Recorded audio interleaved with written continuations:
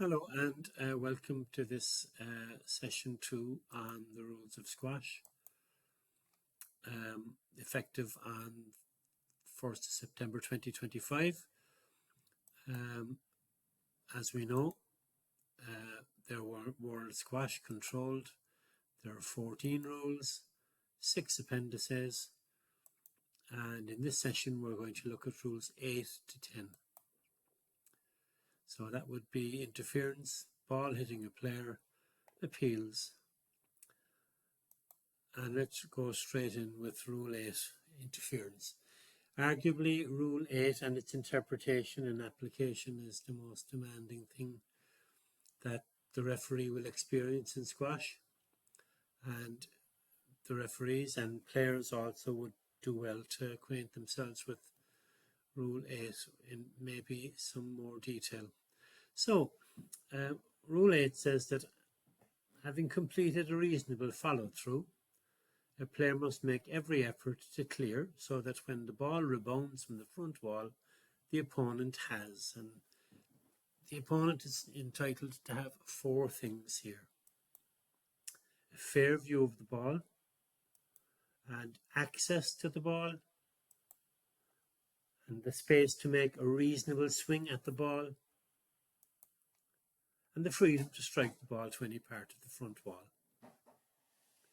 And then interference occurs when the player doesn't provide the opponent making every effort to play the ball with all of these requirements. So what is the incoming player entitled to?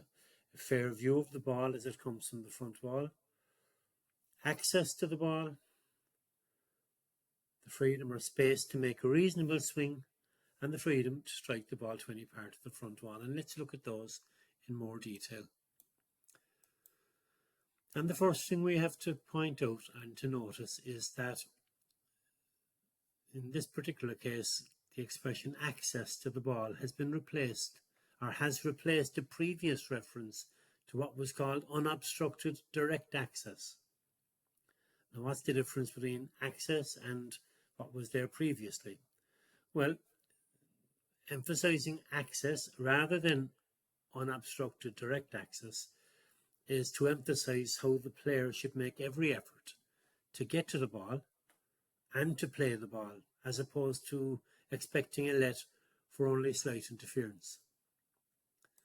This is further emphasized by the fact that there will be no let for minimal interference. So the idea here in the interference rule is that the player must be making every effort to get to that ball and to play it. Now what I've done here is I've divided the decision making into 3 parts. When will the referee, or when should the referee award a no let for an appeal for interference? When should it be a yes let, and when should it be a stroke?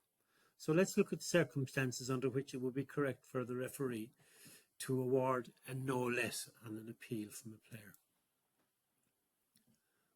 Well, the first one is obvious enough, I suppose, where there is no interference or fear of injury. If a player appeals and the referee is of the opinion that there wasn't any interference at all and there was also no fear of injuring the opponent, no let is the correct decision according to 861. By the way, we won't get hung up on the rule number references. It's just there so that you can check them up later. If the player wouldn't have made a good return, so that, for example, you may play a post up to the top right and you're still in my way, so you're interfering with my ability to move up to get the ball. But however, the referee might judge that, maybe correctly in my case, that I wouldn't have been able to go up there, to get up there on time. So obviously in a situation like this, the interpretation and application of the rule is dependent on the standard of speed and abilities of the players. So if the referee is of the opinion that the player wouldn't have been able to make a good return, for example, wouldn't have been able to run that diagonal up to pick up the boasted ball, even though there was interference, there will be no let because the player wouldn't have made a good return. If the interference is accepted, now this is a difficult one because you see the player must always be making every effort to get to the ball. But in this circumstance, the player would have maybe passed the point of interference and now calls for a let when there is no longer any interference.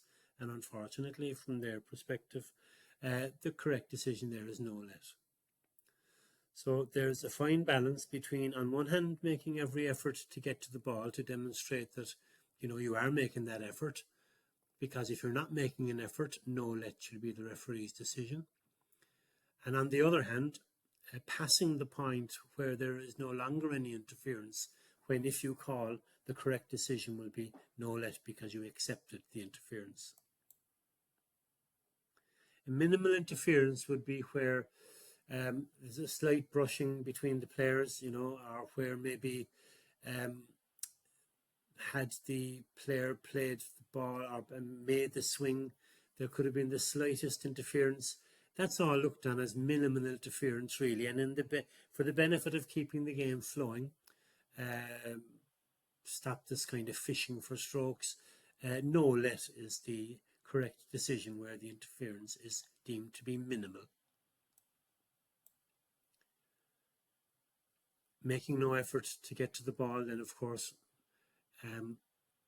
that's just emphasizing the use of the verb access earlier in 881. But if the player isn't making every effort to get to the ball, there should be no let. This would be a situation where, for example, the player who has played the ball may be around the tee and the opponent is farther back the court, and because of the position in which the ball is landing, had the incoming player been swifter or made a better effort, maybe it would be a let and maybe even a stroke. But in these circumstances, the player isn't moving at all and is looking for a let simply because of the position of the ball and the opponent, while at the same time not making every effort to get to the ball. No let will be the decision. This is an awkward one as well. If the striker had access to the ball but took a path to the ball that caused the interference. So the ball is going to your right and I move to your left. So I've taken the wrong route to the ball. The ball is moving back the court. You are now between me and my access to the ball. However, and that is interference. However, the interference is caused by my initial movement.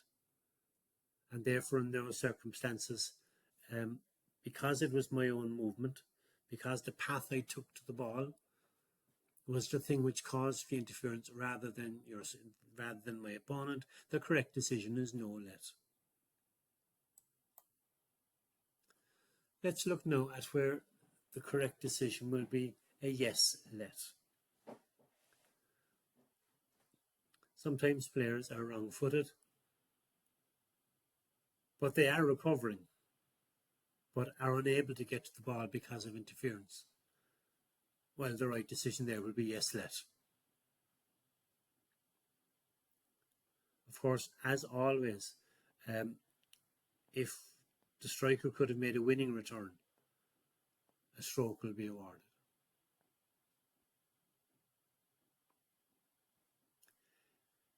If the swing was or could have been affected by the position of the opponent, so I'm going to play the ball and you're affecting my swing. For safety, the best decision there, if there's an appeal made, is a yes let, because you're affecting my swing. Now, the important thing is that you're not preventing my swing. Remember, there's a difference between affecting a swing and preventing. Affecting will always be a yes let, whereas prevention, which would be 892, prevention will be a stroke. Okay, let's look at the other circumstances, or the circumstances under which the correct decision on an appeal would be a stroke to the player. If the striker would have been able to make a good return, but the opponent was not making every effort to avoid the interference, a stroke is awarded to the player, to the striker. A typical example of that would be where perhaps a player drops the ball and stays where they are, the incoming player, then the striker is prevented from playing the ball because the opponent is in the way. The opponent isn't making every effort to get out of the way, therefore it is a stroke to the incoming striker. Or similarly, maybe where the striker is moving to take a ball going down the side wall, but the outcoming opponent on his or her way back to the tee is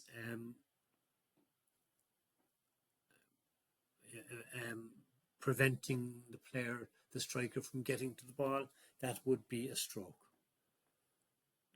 because the opponent isn't making every effort to avoid the interference. The next one is if there's interference and the striker would have made a winning return.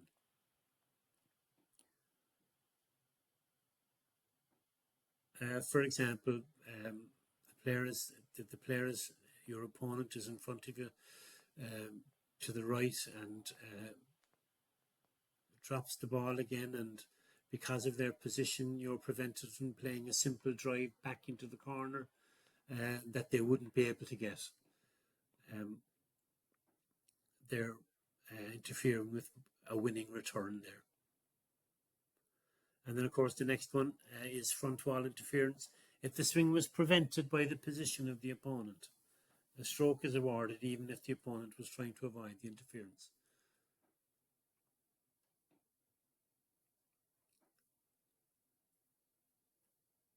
Or leaving aside the front wall interference altogether there, what we're saying is that the position of the player stops the striker from making a swing. It's preventing the swing and it has to be a stroke. It's also worth pointing out that Rule 8.4 is a rare example of where a referee can intervene in a rally without an appeal having been made at all. This is particularly for reasons of safety. You can visualize a situation where the ball is traveling over the player's left ear or over their head, or the incoming striker is about to strike the ball, and if he or she does so, it could result in injury. So the prudent referee should shout stop so that the rally stops immediately, and then in the circumstances that I just described there, the likelihood is that the referee would be awarding a stroke to the striker. That stroke having been awarded without the request or the appeal having been made by the player at all. It's done for safety. Referee's intervention in a rally. A further complication in Rule 8 is turning.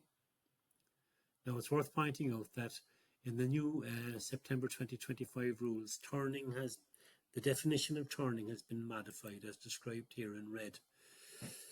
It now says turning. Turning occurs when a player rotates in a way that causes them to lose sight of either the ball or the opponent, or when the ball passes behind their body from one side to the other. Now, to get rid of the one in white first, it has always been the case that if the ball comes down, for example, the left-hand side of the court, and I don't take it and it hits the back wall and comes out behind me and then to my right, without me having turned at all. Let's say I'm still facing the front wall. The ball comes down my left and comes back up my right. That's deemed to be turning. I don't have to physically do a 360.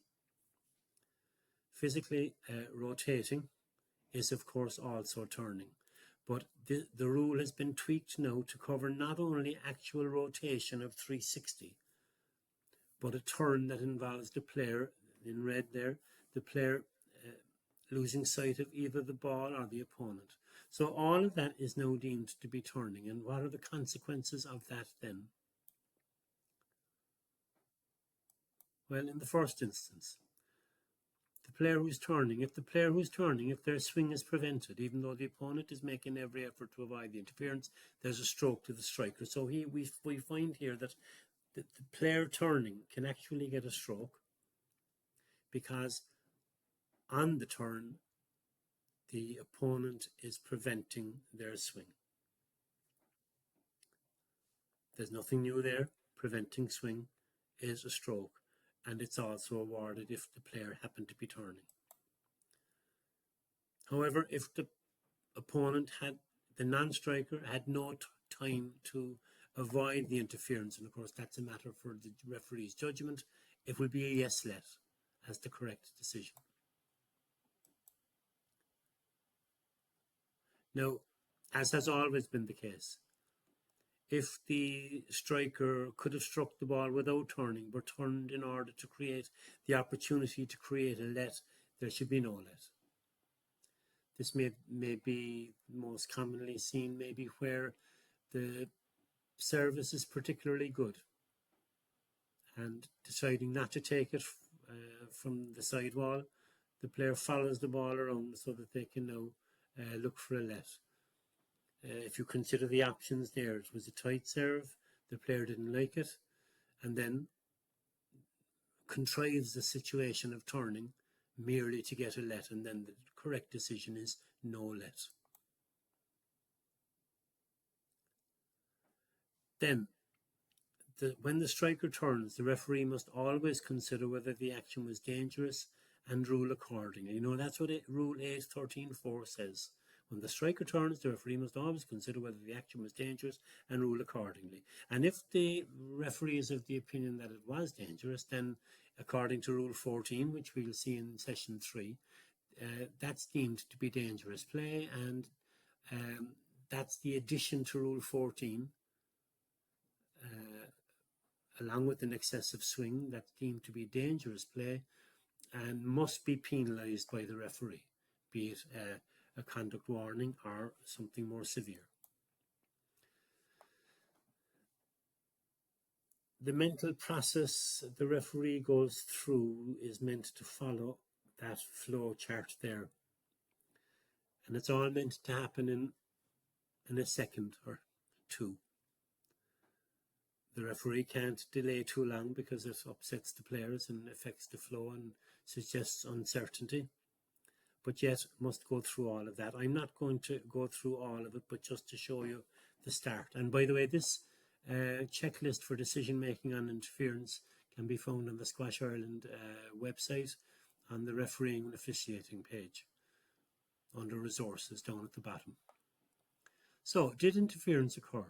If the referee deems there was no interference, well, the correct decision will be no let. However, if there was interference, well, was it minimal, in which case it's no let? But if it wasn't minimal interference, could the obstructed player have got to the ball and made a good return? If no, no let, and so on. Really worth looking at. And I just want to jump down here to this part here down where it says 8.9, 1 and 2. That's 8.91 and 8.12, as I mentioned earlier. Did the interference prevent the player's reasonable swing, or was it merely interfering with the swing? Interference on its own will be yes let, and prevention will be a stroke. Now, WSO, World Squash Officiating, in their recent explanation to the changes to the rule and in Rule 8, want referees to consider three things primarily. Is the player making every effort to get to and play the ball? If not, no let. They're very strong on that. And then, where is the line to the ball? When the player calls the let, can you mentally draw a line from the player to the ball? And are they taking that line? If they're not taking that line, then maybe it's a no let. If they are taking that line, and if they would have got there, maybe that's a stroke. And then always, how good is the ball? How tight is it? Or is it loose? The tight ball that's fading away into the back of the court may be a no let, whereas a loosely struck ball that has plenty left on it could be a yes let. So those three components you're looking at: is the incoming player making every effort to get to it? If not, no let. Where is the line to the ball, and is the player taking that line?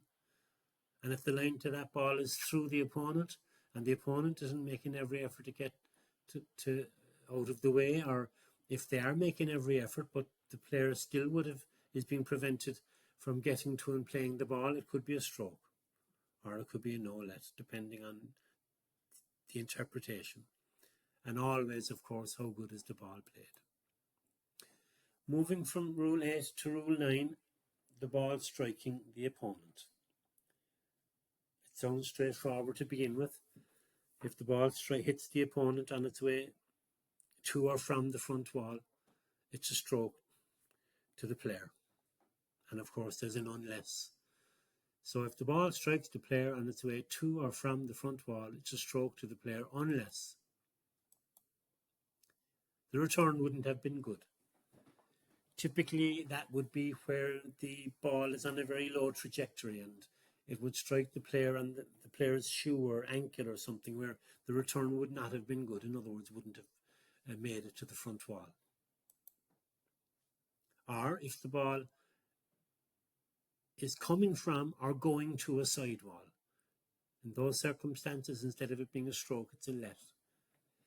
The proviso there, of course, is unless it would have been a winning return. That could be the circumstance where, for example, the opponent is going in the wrong direction.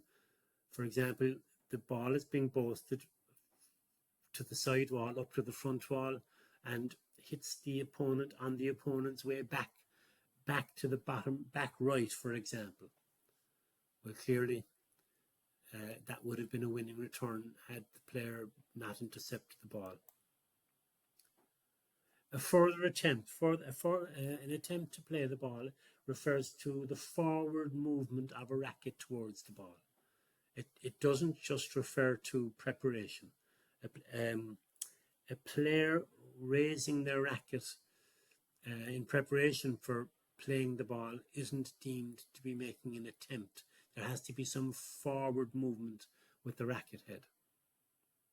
But if it is, if you have made that forward movement, if you have made an attempt to play the ball, and then subsequently in the same point, in the same movement, strike the opponent with the ball, it will only be a let on the basis that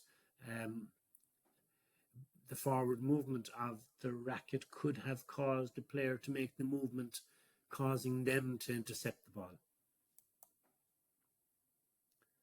And of course, if the player has turned, as described earlier, if the player turns on the ball and strikes their opponent, it's a stroke to their opponent. And on top of that, there may be more penalties because if the referee deems that it's dangerous play, remember, not only is it going to be a stroke because the ball struck the opponent, but because it's dangerous play, there may also be a conduct stroke involved or worse. As we said, was it dangerous or deliberate? You must always consider that and rule accordingly. Rule 9.3 says that if it was dangerous or deliberate, the referee must consider that and, of course, apply the conduct rule. I think the way one has to look at it is that essentially the stroke is meant for interception rather than as a reward for dangerous play. The player is striking the ball, and because of the movement of the opponent who moves into the path of the ball, the opponent is struck. No blame can be laid on the striker of the ball there, and it's quite reasonable that that should be a stroke to the striker, to the player. However, if the opponent is already standing there when the player makes the decision to strike the ball, that's a different notion, and that really is dangerous play and shouldn't be rewarded with a stroke, and in fact quite the opposite. Moving from Rule 9 to 10, 10 deals with appeals. In other words, under what circumstances do players appeal? Either player can stop a rally and appeal. That's according to Rule 10.1.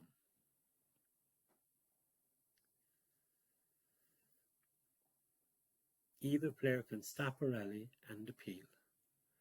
Now, of course, the danger of stopping a rally and appealing is that if the appeal goes against you, you've stopped, and it may have been a rally you could have won, so maybe that wasn't the wisest thing to do.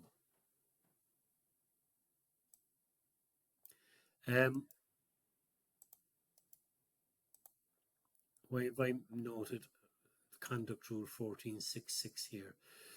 That's very important now, because rule 1466, which we'll see when we get there to the conduct rule, says that the unacceptable behaviour which must be penalised now includes attempts to influence the referee.